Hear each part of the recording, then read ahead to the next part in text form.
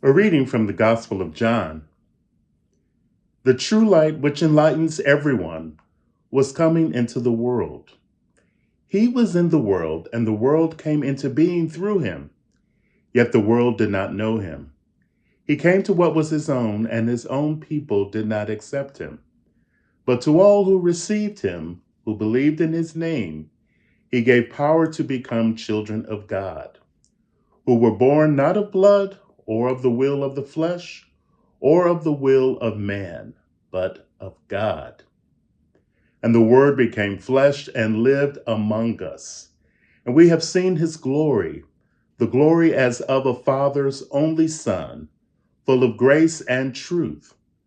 John testified to him and cried out, "This was he of whom I said, 'He who comes after me ranks ahead of me, because he was before me.'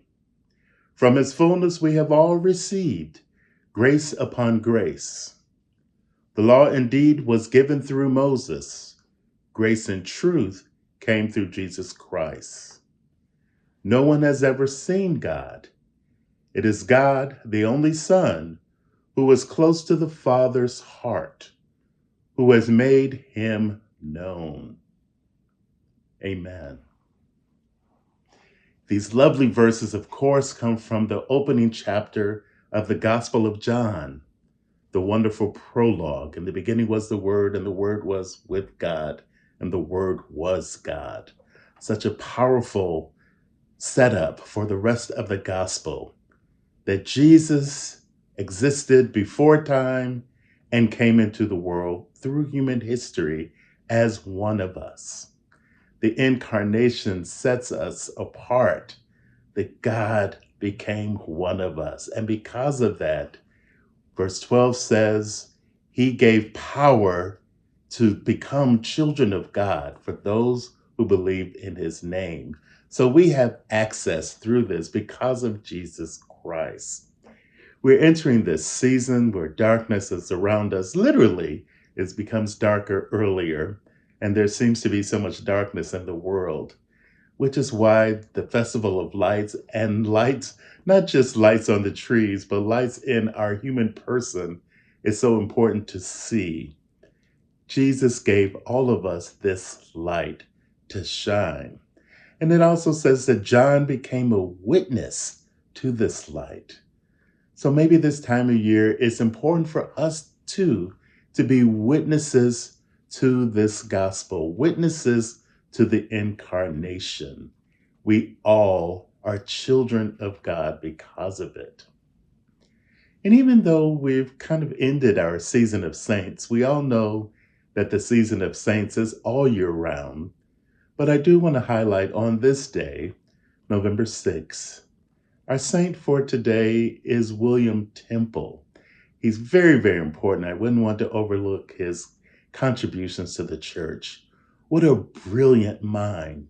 He became Archbishop of Canterbury in the early 20th century. He was also son of an Archbishop of Canterbury.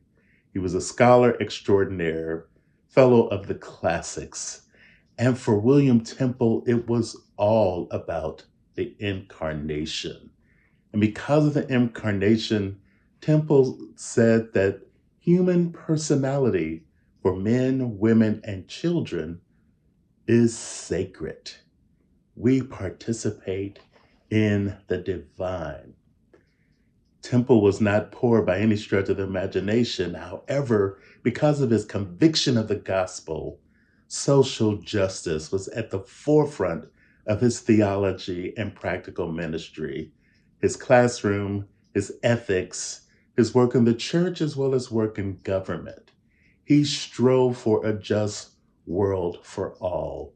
And again, that was driven by his belief in the Incarnation. My brothers and sisters, we are children of the light. And as we enter this season, it is important to remember that we should bear witness to the light of God, for it is in each of us. We want to shine the light that God has given us. We're so thankful for that, and thankful to have such a scholar and dedicated, devoted Christian such as Archbishop William Temple, to remind us that we have the light of God and we are children of God. Amen.